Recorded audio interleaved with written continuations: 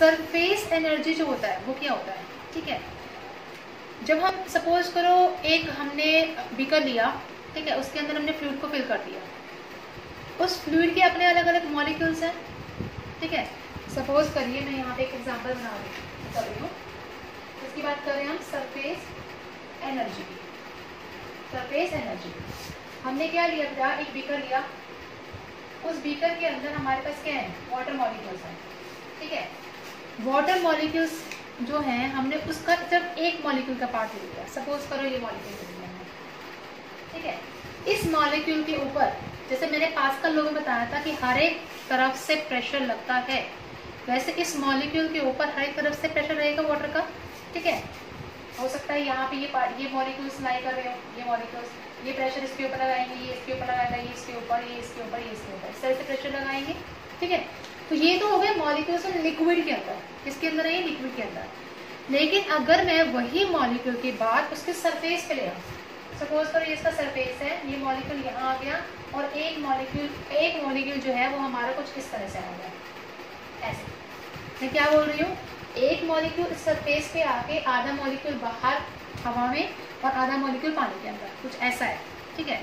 तो इसके अंदर जब ये अंदर होगा, ये वाला मॉलिक्यूल जब इस लिक्विड के अंदर है, तो सिर्फ और सिर्फ ये वाले फोर्सेस अप्लाई हो रहे हैं इस मॉलिक्यूल्स के अंदर, यस और नो, सिर्फ ये लाई करेंगे, ठीक है। लेकिन अगर मैं इसकी बात करूँ तो इसके ऊपर तो बहुत सारे मॉलिक्यूल्स लाई करेंगे, ऐसे, यस और नो, इसके कंपैरिजन बहुत सारे लाई करेंगे ना, है ना। तो यहाँ से हम कैसे आप डिफाइन कर सकते हैं बेटा सरफेस एनर्जी को, कि जितने भी मॉलिक्यूल्स हैं उस सरफेस के अंदर, उन सभी मॉलिक्यूल्स की अपनी एक एनर्जी है, ठीक है। अपनी क्या है, अपनी एक एनर्जी उन सभी मॉलिक्यूल्स की।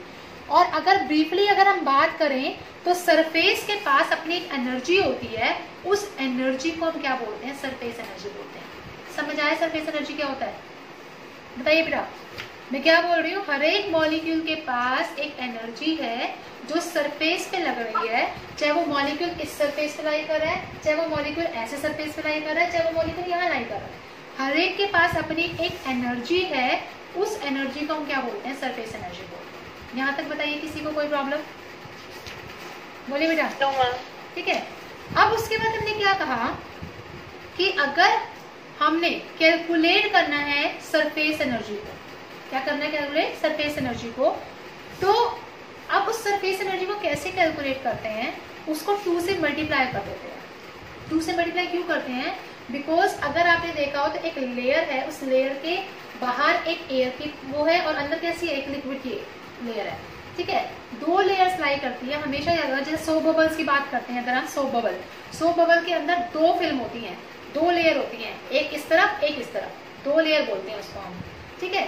अगर आपने जैसे मैंने कल जो आपको वो बताया था कि एक बैंगल अगर हम लेते हैं उसको सर्फ वाले वाटर के अंदर डिप करते हैं, तो उस बैंगल के 2 साइड होते हैं ना, एक इधर वाला फिल्म लेयर होती है, एक इधर वाली लेयर होती है, उसके अंदर 2 लेयर होती है। ऐसे ही उसके पास 2 एनर्जी पार्ट हो गए, 2 लेयर के साथ 2 एनर्जी होगी, 2 सरफेस एनर्जी हो गई। इसलिए हम क्या करते हैं, उसको 2 से मल्टीप्लाई करते हैं। क्या करते हैं बेटा, उसको 2 से मल्टीप्लाई करते हैं।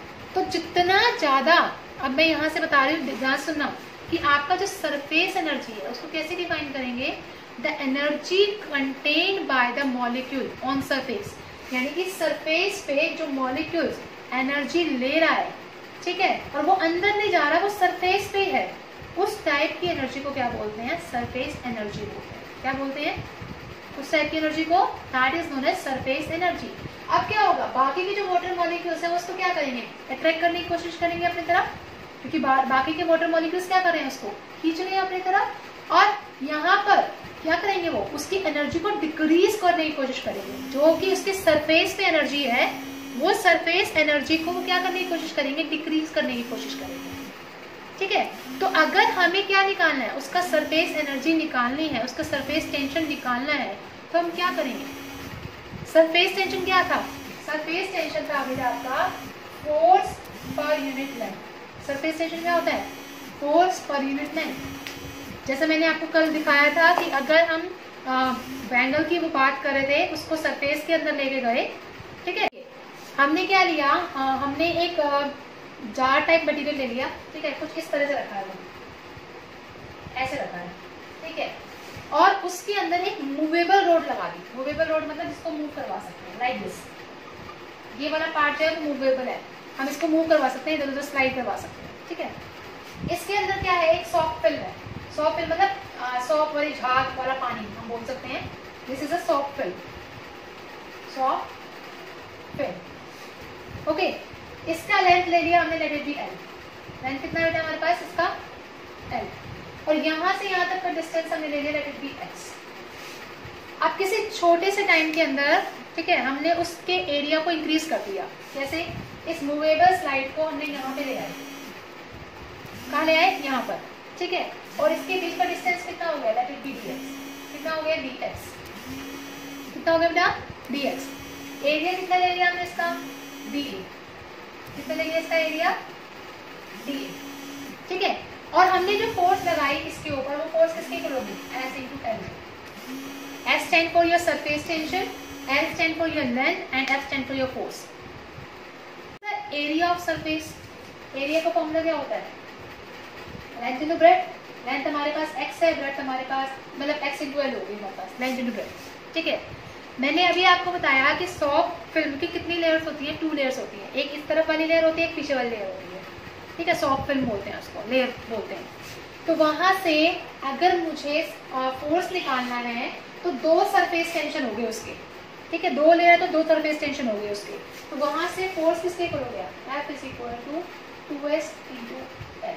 सिंपली वैसे फोर्स होता था s into L surface tension के फॉर्मूले से, लेकिन यहाँ पर सॉफ्ट फिल्म की कितनी लेयर्स है, 2 लेयर्स है, जिसकी वजह से वो क्या हो गया, 2s इंटू एल हो गया, ठीक है। क्योंकि फिल्म के पास क्या होता है बेटा, 2 लेयर्स होते हैं और वो एक्सर्ट करते हैं फोर्स को फ्रंट वाले साइड में भी और बैक वाले साइड में भी, इसलिए उसको 2 लेयर्स बोलते हैं, ठीक है। अब जैसे ही हमने इसके ऊपर वर्क डन किया, इस मूवेबल रोड के ऊपर वर्क डन किया उसको मूव करवाने के लिए, तो उसके ऊपर वर्क डन लगेगा, ठीक है। वर्क डन कितना वर्क डन लगेगा, मूविंग स्लाइड, मूविंग करवाने के लिए dx लगा, मतलब dx हमने स्लाइड करवाई उसको। तो वर्क डन का फॉर्मूला क्या होता है, force into displacement, force into displacement. Force कितना है आपके पास, 2SL, और डिस्प्लेसमेंट कितना हुआ आपका, dx, 2SL इंटू dx, ठीक है। अब मुझे एक चीज बताएंगे, L इंटू dx किसके इक्वल होता है, L लेंथ और डिस्प्लेसमेंट dx ना, तो किसके इक्वल होगा वो,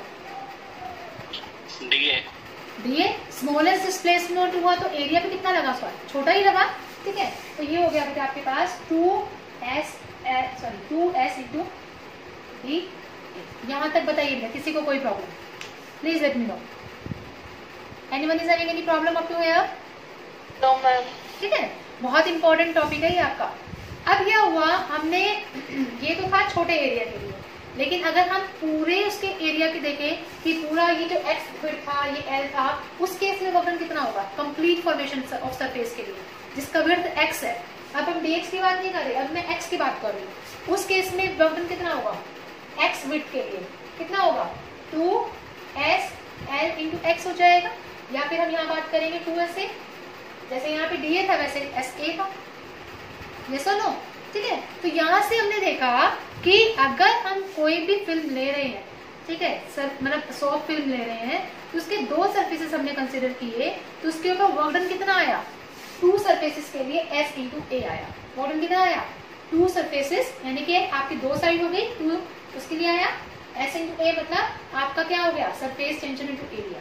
और ये जो वर्क डन है ये किस में कन्वर्ट हो जाता है, it will convert into energy. वो किस में कन्वर्ट होता है, एनर्जी में। तो एनर्जी ले लो या वर्क डन ले लो, उस केस में आप क्या लिखोगे, US stand for your energy या फिर सरफेस एनर्जी बोल सकते हो। It is equal to what, surface tension into area, into area.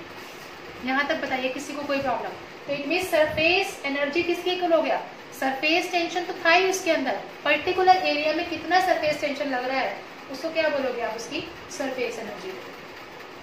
बताइए अब किसी को कोई प्रॉब्लम नहीं आता? अब मुझे एक चीज बताइए, अगर मैं उसके एरिया को 1 यूनिट ले लूं, एरिया आपके पास 1 यूनिट हो जाए, तो S किसके इक्वल हो जाएगा? अगर एरिया आपका 1 हो जाए, 1 यूनिट हो जाए, तो S किसके इक्वल हो जाएगा, U के इक्वल हो जाएगा। एस किसके इक्वल हो जाएगा बेटा, यू के। तो यहाँ से क्या आप सरफेस टेंशन को डिफाइन कर सकते हो न्यूमेरिकली। तो सरफेस टेंशन क्या है, it is the numerically equal to the work done और एनर्जी रिक्वायर्ड टू फॉर्म और extend its area by 1 unit. कि उसके एरिया को 1 यूनिट बना दे, वो एनर्जी चाहिए, उसको क्या बोलेंगे, उसका सरफेस टेंशन बोलेंगे। इट मीन्स अगर सरफेस टेंशन की यूनिट के बारे में बात करें तो सरफेस टेंशन होता है बेटा S is equal to F by L। It means newton per metre is known as your surface tension. क्या होगा इसका, ये सरफेस टेंशन का न्यूटन पर मीटर। यहाँ तक बताइए बेटा, किसी को कोई प्रॉब्लम?